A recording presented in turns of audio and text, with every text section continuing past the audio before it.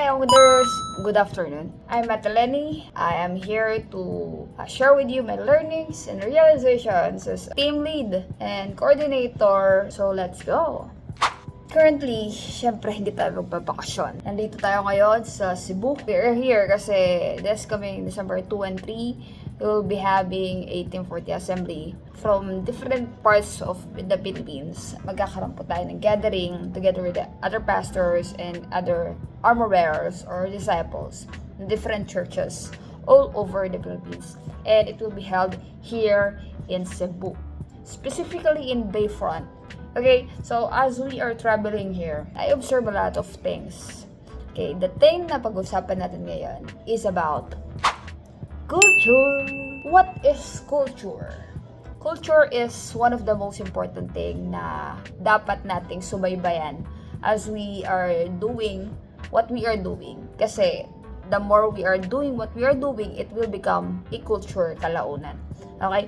So dito sa Cebu, sa iba't ibang places naman meron silang mga tourist spots and may mga bagay silang ginagawa na hindi natin madalas ginagawa as we are living sa Manila. So isa sa nagustuhan ko dito talagang culture na ginagawa or approach ng mga mga Cebuano is the way they approach people.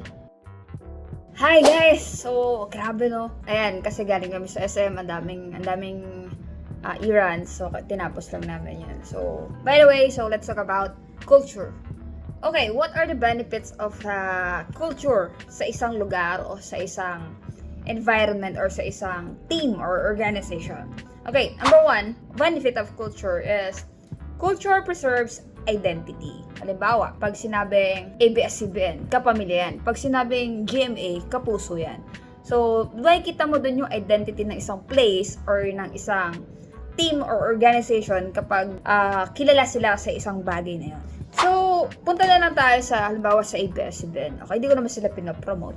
Pero, pag sinabing ABS-CBN, di ba? Alam mo na, meron silang station ID, ito yung mga tradition nila, ito yung lengguwahe nila, this is how they treat each other. Diba? Dito sa Cebu, ang isa sa identity na nakita ko sa kanila, malambing yung tone nila. Punta ka sa isang restaurant, sasabihin nila, gusto mo ng kalamansi. Wala silang sinasabing, ay wala na po kaming kalamansi, ay wala na po kaming sili. Gagawa silang paraan para magkaroon. Laging meron. Okay. Number 2, culture promotes unity and belonging. For example, sa Mensa Media, isa sa culture na pinapractice namin is we should have care sa bawat isa. Hindi porket lumalaki yung team mo, is wala ka nang pake sa bawat miyembro, di ba? Walang ma-left out.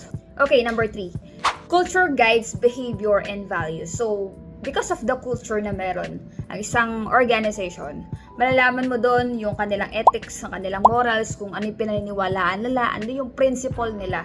So, pag nakita mo yon kasi madalas nilang ginagawa o madalas nating ginagawa, ire-respect nila yon. Pag sinabing, halimbawa, pag sinabing, ito, si Agent 1, ang ginagawa niya is 5 a.m. pa lang, nandiyan na siya sa work niya. So, disiplinado siya, ganyan, ire-respect ka nila.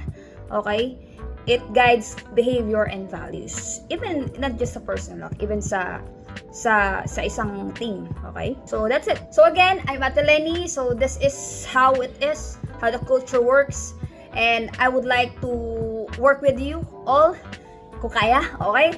So, mabilis lang, quick lang ang culture. Okay? That's the benefit of culture. Again, work smarter, not harder. Bye!